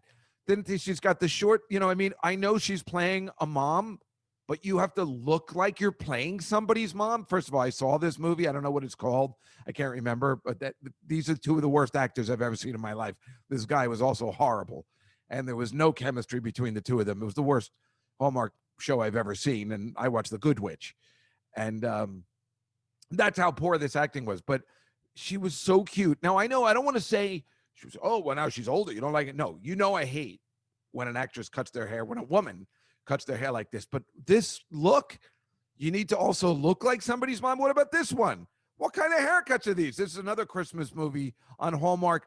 I don't understand why you have to have a mom-like haircut, too. These are bad haircuts. You tell me if I'm crazy. If you're watching the YouTube right now, I don't understand why you also need to look like this, where she could look really pretty with long. I'm just saying these styles of cuts. And again, I'm a dude. If I notice something is really, really wrong. And this, I got the Star Ledger on Thursday, and I didn't get to get the comics this week. They didn't have them. I usually shove them into the Star Ledger, the New Jersey paper. And this was the comic I came up with for this week. Andy Capp is still publishing. Remember Andy Capp, the Irish brogue? And he comes in with his friends. He goes, Chalky and Doris have come back to watch the match, Pat. The match, and they're wearing outfits from the 30s. And she's in the kitchen. His wife's in the kitchen. That's fine. I've made enough supper for all of us. And then they're like, I've just remembered I've got something on, Andy. Yeah, me too. Got to go. His friends leave because apparently she's a horrible cook. But they're just showing her here wearing the bandana, wearing the apron, and cooking in the kitchen as if it's 1932. I can't believe this is still here. But as we were talking about with Greg Fitzsimmons on the podcast, these things are cash cows. You can see it's of the three guys that wrote it. It's got to be the creator's sons or grandsons. But they're still doing the same gags. You really don't want to update it? Obviously, it's going to stay in there, whatever, because this isn't very funny. If you're still doing wives that can't cook jokes, the hell's the matter with you? Now, this picture, obviously, this is Michelle Pfeiffer. I don't know who the guy is on the right. You might know. And a black cat. Memo and I, tonight, are going on a date to a drive-in movie in Queens. This comes out Tuesday, so we'll have already done it. To see this new Michelle Pfeiffer movie called French Exit at the drive-in movie theater. We're getting a bunch of tacos first. Very excited. And it's about, I think her husband has been reincarnated into a black cat. Now, obviously, as you can see, this black cat who looks exactly like Selena. She even got the little white little patch there. How am I not, listen, I watch every incarnation of any movie with a black cat involved. And I don't think the black cat is talking, but also Michelle Pfeiffer's in it, who is way older than Autumn Reeser and still ridiculously hot because look at the normal haircut she has. That's all I'm talking about, the haircut. Autumn Reeser is still really pretty. She's only 40, a horrible actress. But who's telling her to put that hair? That's got to be her own personal choice. She doesn't have to be in that movie in that hair. There's no way the Hallmark Channel is like, what you need is a sensible haircut. Sorry, not buying it. And we're back. Yes, well, whatever. Anyway, why don't we bring on little Lenny Marcus right now to tell us about Supermarket Sweep and what it's working with Leslie Jones and how this is going to happen. This is coming up this Sunday at 8 p.m. on ABC. Supermarket Sweep. So we'll bring back with Lenny Marcus right after this. This just in. Allow me to introduce myself. My name is Mud. The Night Fly with Dave Juskow. Hello, everybody. I am here with Lenny Marcus, the co-creator of Supermarket Sweep with Leslie Jones. No? I'm not the co-creator of this show. Well, I like to think you are. I mean, you have a lot to do with it. It's basically you and Leslie, right? No, I'm the co-executive producer of the show. But Oh, there that's are even better. showrunners, producers, and companies, and Well, as far as I'm concerned, Lenny's the greatest, and this I show made up doesn't the work show. without him. That's right, Dave. I made up the show. But it's called Supermarket Sweep with Leslie Jones, and it airs for the first time this Sunday coming up. This comes out on Tuesday, October 18th on ABC. I'm not 8 sure the p.m. exact, 8 p.m.? Yeah. Perfect, because then you can watch one, and then there's another one, because it's an hour, but there's 2 episodes, and then you'll only, who wants to watch the beginning of the football game anyway? So, It starts at kickoff is like 8:20, so you'll be able exactly. to we hook you in, so you can't go it'll back. be perfect. I don't like to watch the beginning anyway. I like to come in around 9 o'clock and see what the score is, because I got to, I'm gambling on it. So I'm just like, I'll just be like, oh, yes. Who wants to start it off when it's 0-0? I'm like, well, I'm not winning unless I have the under, which I never have. So I'm already losing as soon as I tune in. 9 o'clock is the perfect time for me to tune in. And of course, I will be tuning in to Supermarket Sweep, not only to see, and thank you again, Lenny, for coming on the show, because I know you are very busy. You're in California right now working on this show. Yeah. But to see our good friends, Neil Potter and Bethel Karam, and DC Benny. And DC Benny, yeah. Who are very good friends, and you might know them, not Neil so much. I mean, Neil from Lenny's podcast, and I know him for a long time. But Bethel and DC have all been in, and Lenny, of course, have been in my Godfather shows and Grease and things like that. So they are, everybody knows them from my podcast, at least, or my video. We're in the world. The world of Juskow. We like being in there. Right. And Bethel and Neil are in the world of Lenny, a world I'm trying to crack. And, we'll see if there's a place in the world for Dave Juskow. But no, thank you so much for coming on. We were talking this week about it a little bit, and how, for one thing, how interesting it is to work on a show during this time, especially, a show which has to have interactions with people and touching stuff. And, how did you combat that? They COVID tested everybody from the second before I even left New York. They sent this is how powerful these people are, right? They sent in the middle of this, ding dong, nurse walks in, COVID tests you, walks out. In your house in Manhattan. Yeah. Wow. And then you get on the plane, and the second you land, ding dong, they come to the hotel, they COVID test you, and then you get to the set like one day later. You could do the first day, and then the next morning you walk on the set, you don't even walk in anywhere, they test you. So it was every other day from that point on. Testing your temperature, or putting the thing up your nose? Putting the thing up your nose. Oh God, you're like an NFL everything. player. Jesus, ugh, isn't that the worst? By the third one, I'm like, let's do it. Yeah. Well, the worst part is you just don't know who's doing the test. Like, are they professionals where they're not going to put it into your brain? That's what makes me nervous. I keep going to the City MD to do it, where they seem to be professionals, but who knows? I mean, who knows? Thank you. Though, one of my new jokes, if you can call it that, is that I keep saying that one of the things that's probably going to go out of business after COVID is those ancestry things, because no one's ever going to want to swab anything ever again, whether it's in your mouth or anything. Nobody's going to see a long Q-tip ever again, unless it's only to find out if you have COVID. I wrote that bit. My wife actually made me do that. She's like, for your birthday, I'm like, oh, what did I get? And she bought me one of those 23andMe tests. Oh, so she did? all you got to do is spit. You just spit in a cup, right? And then you send it back to them. And I got my results back, Dave. And after, what was that thing? It was $122. And then you know what it said? Jewish. 100% Jew. Yep. Yeah. I know. It's like I was doing that joke too, and then I found out Ian Finance was doing that joke. Everybody does it. I was like, all right, I'm done with this joke. But I was one of the, I did that. I'm like 100% Jew. That's all they found out. I'm like, what a waste of a birthday present. It's such a waste for people like us. We know we're Jewish, like, but I always say, why would you want to get that test anyway? What are you going to find out? You're Hitler's grandchildren, like it can only be bad. The only way you can get a positive thing about getting a test like that is finding out you're a quarter Cherokee and you might be able to get a land grant.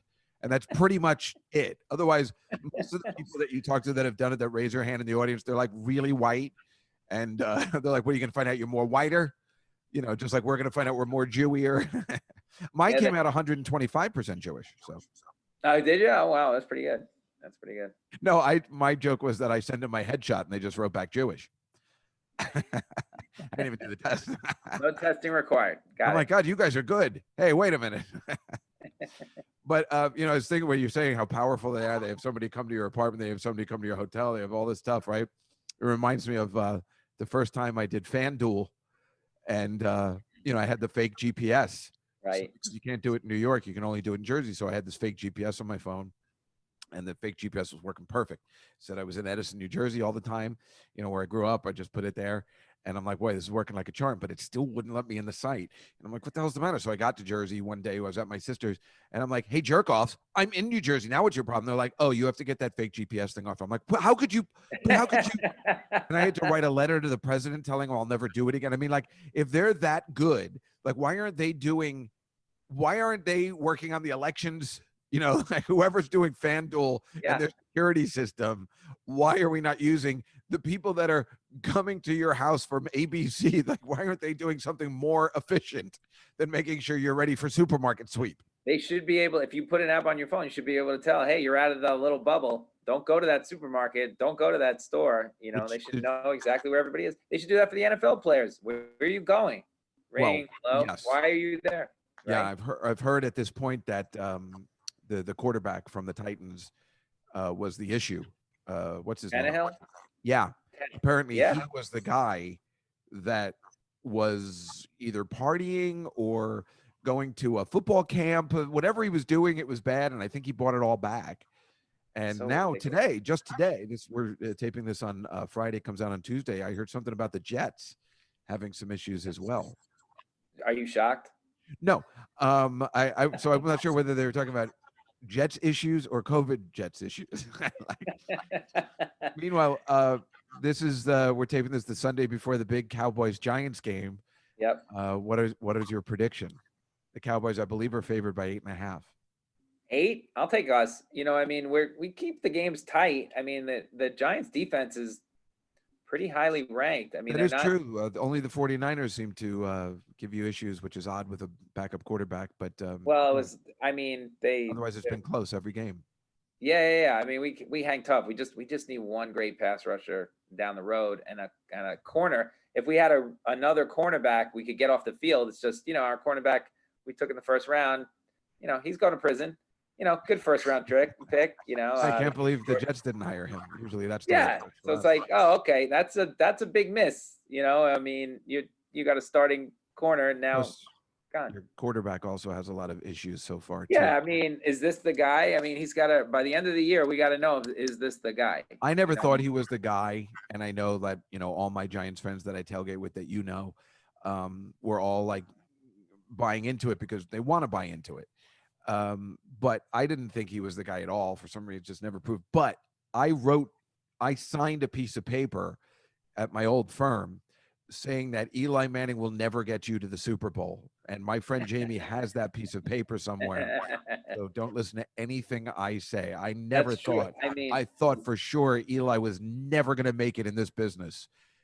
And they now it's like people have to live up to him, and they think, oh, Daniel Jones, it's the same thing, same kind of court. Come on, man. I mean, but it's so funny though. Clearly, football was in his blood, which clearly came out because he was bad the first couple of seasons. Then he was unbelievable, won 2 Super Bowls as the MVP, and then he was horrible again at the end. I don't think he was horrible. If you look at his numbers, they're not horrible. I mean, they're just a lot of interceptions during that time. A lot of trouble. Look at his O-line in those middle years. They had O'Hara and Strahan. C, and all these great. They had a great O-line that played together for years and years, and they were right in the prime. And then Strahan was defense, right? Sorry, Strahan was defense. Yeah. Who's that guy with that crazy name that used to Oka? Diomanura? Yeah. Yeah, he was also defense. Oh, he was defense too? I don't know anything about the O-line then, ever. The only one I knew. They were no names. They were no names, but they were together no names, And the only one I know is Nick Mangold from the Jets, the center that was possibly doing the cooking show. That's right. He's not even on the Giants. I one time was walking through an airport, Dave, and Nick Mangold is buying something in a gift shop. I'm like getting off the plane. I'm feeling good about myself. I'm like, hey, Jeff Mangold, who is the Yankees strength and conditioning coach, right? So at the time, I'm like, Jeff, and he turns around, he's like, Nick. I'm like, oh, sorry, man. You're great. It got worse because you're like, no, Lenny. No, I'm Nick, you. Anyway, with regards to Supermarket Sweep, it's wonderful that you were able to get our friends also gigs on that. I can't wait to see how they're used on the show because you say that there's like a bunch of little sketches too. Yeah, it was like, how do you update it for 2020, right? Or you do the same show, right? So Leslie wanted me to come up with some stuff. And the first thing I pitched was, why aren't there obstacles for these people to go through? She knows Neil from a bunch of stuff that we had done with her, and she thinks Neil's got a dumb looking face. So she's like, I want to show her I yell at that face every episode. I'm like, hilarious. She thinks America is going to love this. So I'm like, yes, I think yelling at Neil will make me very happy if America, like I do, America will be very happy yelling at his dumb face. So we pitched Neil as like a guy with a mop cleaning up an aisle, and these people are running down the aisles, and then you have to run into Neil, and he'd be like, dude, he'd be like, Neil, get out of the way, And she pitched that, and they loved it. And then finally, after she's lighting up the rooms in these pitch meetings, and finally they're like, who is this guy Neil? I get a text, send me a picture of him quick. So I sent a picture of Neil, and they're like, okay, we get it. And then it was like, okay, there's liability. When it really came down and we got the show, it was like, there's liability involved there with running into Neil and tripping and falling. So they're like, what can we do? Like, make him a security guard. She can still yell at his dumb face. Everybody got to grow up. So it's something. So we do have stuff that will slow the people down, and you'll see that in some episodes of the show. But yeah, Neil's in it. She gets to yell at his dumb face, and we put a lot of comedy into it. It's just they realize we might have too much comedy for the show. They do have to play the game, Dave. I don't know how to tell you this, but well, you know how much I hate that. I hate when it comes down to playing the game. Yeah. I mean, I don't mind the game, but like we were talking about how I was on the Gong Show with David Tell, and they were cutting out the banter between Attell and the judges. That is the show. That's the show. If you remember the Gong Show from the 70s, that's the show. It's not. That's the show. It's not the act. I mean, the game will be super fun, but right, we've seen that game before. We want more. And again, what are you just not going to use Leslie Jones and her talents to yell at people and be funny? And exactly. You got to use those talents. Then you could just hire one of those old 70s game show. Was Peter Marshall still alive? That guy was a barrel of laughs. Who would you say the funniest game show is? Would you agree it's Gene Rayburn? I was just thinking about it now. I think so. The microphone but he was also really funny. Like he was really funny. Yes. Whereas all the game show hosts we knew growing up were very dull. Yeah, they're just moving it along. You're not quite sure how they got the job, other than the fact that they're good hosts. Yeah, and they have good speaking voices. They were probably from radio. So this, I think, I don't know whether you've ever seen this. I've told you about this. This is all I know about. Supermarket Sweep was from the Laverne and Shirley episode. Oh my God! Because whatever you get across that finish line is yours free, but you have to do it before the buzzer sounds, or you lose it all. Okay, don't forget my T-bone steak. Bosco! And Frank's cheese. Bosco! And some toilet paper. Bosco! That's all I remember is the Bosco line from Laverne and Shirley and their supermarkets. I mean, I remember it so vividly. I told you, and I'm like, I don't know, I can't take it serious except for the Bosco line in Laverne and Shirley. I mean, I remember that as a kid growing up. I mean, they're just sitting there saying Bosco, and I used to have Bosco as a kid. That's before they had Hershey's had a syrup or anything, you know. And How about the turns out career of Bosco's Mike? horrible. How about the career of Michael McKeon? I mean, you watch him in that, and it's like it's unbelievable, right? Isn't that great? Isn't that amazing? Isn't that it's so cool? Like, right, that he had such a great, and that he was such a brilliant comic genius, almost as good as Gary Marshall, if not better. You know, and I mean, that guy. If you look at that guy's body of work from that to what he's doing now, it's just he's brilliant. I was watching him in Best in Show on the plane. Better Call Saul, and you know, again, the great thing that you always want to see is that he stuck with the show the whole time. You know, I mean, Cindy Williams left the show, and this guy stayed with the show because he was an actor and he was a performer. He knew, he's like, you know, these are hard gigs to come by. Yeah, and he knew that. When the line. Yeah, and Lenny and Squiggy could have totally gone off on their own back then. You know, they were giving spinoffs to everybody. Thank God they kept them on the show. And of course, that's my favorite thing. I actually, if anybody understood like you and I do about the hello, I would add it into the Star Wars thing. Like, oh, this is a planet, Tatooine, that you'll find the most horrible, hateful people on Earth. And like, hello, you know. Just make that. I'd do those things all the time. I don't know if you met this guy Juskow, but he is out there, man. I mean, there's a hello. There's something about the comedy writing in that when those two guys walk through the door at exactly the right time. Right. Like sometimes they nailed it so good. Like you don't even see it coming. Like what, you know, they just set it up for them walking in.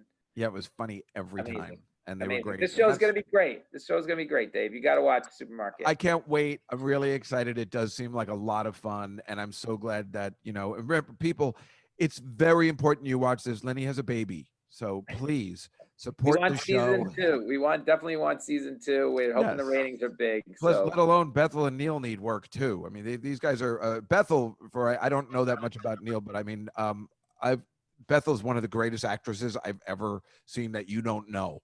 And I've been working with her for a long time, and she's really terrific. She's like a chameleon. She can get into any role. And, you know, I've worked with her several times. I've seen her and Neil do shows together, but I mean, these are really good actors. They're good actors, and she's got a small part in this. She had a bigger part, but a lot of her stuff cut for time will live on social media. So if you go to I think it's ABC, you know, Supermarket Sweep ABC, I think is the. Yes, and she is in the movie Turbocharge, which is very important, everybody. Everybody loves that film. Well, what happened to, you know, Rick Ocasek died? Did you get hits? You know, like when a famous artist dies, their sales go up. So did your sales of Turbocharge go up? Yeah, that's when we put it out on Amazon Prime. Oh. But if you read the comments, people didn't really care for it very much. But yeah, we got big hits, and during when Rick Ocasek died, then COVID happened. We definitely got a lot of people to watch it. They just didn't care for it. That's all. It happens, you know. It won't happen with you. This sounds like a fun show. Leslie's obviously ridiculously entertaining. Yeah. And you know, it's on ABC Game Show Sunday. You know, I mean, that's what they're trying to build their thing as. You know, ABC Sunday nights are game show nights. So this fits in with the profile, right? Yeah, I mean, I don't know what the ratings are, but I definitely await your review the next day. So I can't wait. I'm like really excited. So this is coming up this Sunday because this comes out on Tuesday, the 18th on ABC, 8 p.m. Everywhere. Well, you know, Central Time would be 7 p.m., but in LA it'll still be 8 p.m. Right? So yes, I believe so. And the hopefully the Miami Heat will be the NBA champions, which they won't. But be under on that one. But yeah, the basketball will be over and everything will be over. And well, I guess hopefully the Yankees won't be playing. That's just me hoping.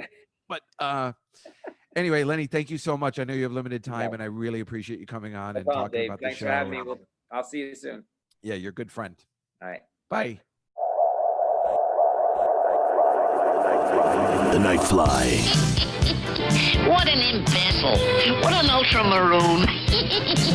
Running away won't save you. Don't you believe it. The Night Fly with Dave Juskow. What a great guy. really fun. Don't forget to watch Supermarket Sweep this Sunday, 8 o'clock. Definitely want to check that out and, get some Bosco. Bosco! Just a couple more things before we leave. The Orthodox Jews, they just won't listen. The Hasidic ones, they just won't listen. There's a big organization and a big protest and whatever. The cops are trying to stop. They're just trying to stop the clusters of people getting together, and they're getting all angry. They're like, but our religious beliefs, but they're awful, and they're causing so much more anti-Semitism than, we don't need it. Stop already. But they're very selfish people. They don't care. They're having weddings. They're getting together. They don't care. They feel their religious beliefs are better than everybody else. They're almost just as bad as the radical Muslims who just don't care about anybody else. But that's the problem, folks. Religious beliefs, beware. We're all in trouble. All of it. Everybody is involved. Nobody's immune to the virus. You just have to help out. And, there's unfortunately nothing in the Torah or the Bible that talks about the coronavirus and what to do in case of one. But it's just so horrible because it just, people are seeing, they're like, look at these Jews. So, ugh. And also, they just announced Broadway closed until June of 2021. And let me tell you what that means for comedy. Comedy is closed until June of 2021. Now, they didn't say it, but I'm pretty sure comedy, I just talked to Attell last night, David Tell. I'm pretty sure comedy will go hand in hand with when Broadway opens. Because for one thing, if you're the governor or whatever, and you're not thinking about stand-up comedy, so all these people are like, you've got to open the comedy clubs. He's like, okay, that's the last thing I have to do, right? He's not in it. He doesn't understand how we make a living. But I'm sure if they're talking about cabaret, which of course is the last thing that should open, you're just not thinking this is the way people need money, because it is just something else. It's not an essential, even though it technically is, because you need to get away and you need a break and you need entertainment, but nobody's considering it that. So that'll be the last thing to open. And we all kind of assume June of 2021 is, the Comedy Cellar is open for dinner, the Olive Tree, and they, have a couple comics, one comic at your table, like socially distanced. But what are you going to do? It's bad. And again, I still say, let's just open the hell of it up. And some people will die. I may die. My mother might die. But we can't live like this because we're already dying. We're dying as a community, as a country, as a world, as a planet. There's no social income. There's no economic, stuff. We're going to have to take our chances, and people will die. But they're not going to do that, which is good and bad. It's nice that they're caring for us, but I don't see any other way out of it. It really, again, it is the boy in the plastic bubble situation. And John Travolta walks out of the bubble at the end and takes his chances. There's just no other way. Broadway, it's so messed up. Closed until 2021, which definitely means I don't know what I'm going to do. Again, the only way I was able to make a living or could make a living is if a comedy club gets sold out and I, get the door. And that was the way I was making a living. How I'm going to make a living now, I don't know. Listen, am I worried? I'm a little worried. Of course I'm a little worried, but I'm not that worried. I don't know why. I should be more worried, but I'm probably in denial because I'm so, happy just not doing anything. But the money will run out at some point and something will have to be done. Now, also there was an article in the paper of Catherine McVie, who's so hot. She's 36, and her husband, David Foster, who's 70. And she's having another baby. And that gives us all hope. Yeah, it's fantastic. Really makes me happy. Of course, you have to be as rich as David Foster probably to do it. But I like it. And of course, David Foster is the one that, ran over Ben Vereen in his car many years ago. And, well, he's still doing okay for himself. So it looks like no harm can come even if you drive over a black guy. And the last thing we are going to talk about today is apparently they were asking, or at least in the Post, who would you rather have dinner with? And we've talked about this kind of in a way, but we would say it a different way. But who would you rather have dinner with, Jerry Seinfeld or Steve Martin? And I don't know how it came up. It was a New Yorker festival or something. And Jerry Seinfeld even says you should probably be better off with Steve Martin because let's face it, Jerry Seinfeld in person is no fun. No fun. So I would always pick Steve Martin over Jerry Seinfeld. But from what I've heard about Steve Martin, he's better than Jerry Seinfeld, but he's also no fun. If I had to choose between the two, I'll take Steve Martin every time. But if I had my choice, I would choose Martin Short in a second over all of them. Martin Short seems like a good time all the time, like a fun guy, a nice guy, an interesting guy, where Steve Martin's very shy and very depressed, you know, and Jerry Seinfeld's he's just not fun, which is, I know, weird. But I guess it would be just like dining with Dave Attell, where he is funny sometimes, but he's also so mean and not a lot of laughs, even though he is a lot of laughs, and he doesn't realize he's being funny when he's being mean, but he is so mean sometimes, but in a funny way. It's like weird. But yeah, remember we were talking about who would you leave a night of passion with to go see. So there's an interesting one. Again, we brought this up, 2 years ago. It was a great question. We should do it again. I was saying, what was it? Charlize Theron, I think I said was something, but I don't know. I'd like to up my game again. Like, who would be the one that I'm like, oh my God, I can't believe this is happening. Maybe Heather Graham, something like that. I mean, I don't even now probably. And then you get the call, you know, hey, Steve Martin's downtown. He wants to meet you. What? The ultimate question. Of course, it'll never come up, so it really doesn't matter. But, well, it could come up with me, maybe. That could happen to me. No, what am I talking about? Maybe I could go out with Heather Graham now. Definitely not 20 years ago, but, well, who knows? Well, certainly, I mean, I probably could have gone out with her then if I was more assertive, you know? I mean, I was kind of a pussy. I used to go to her Thanksgiving parties all the time. She was always available and wanted to party and hang out, but I was too shy. I mean, it really was like being in high school all over again. And it's not like anything has changed. I'm still a mess. Still can't put it together, but I'm going to keep trying.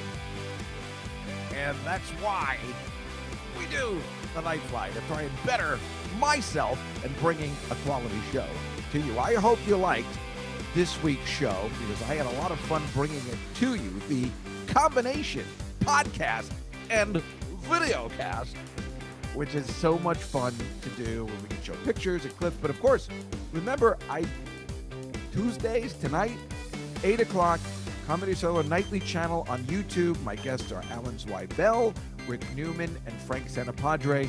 We will be showing the pictures we were talking about.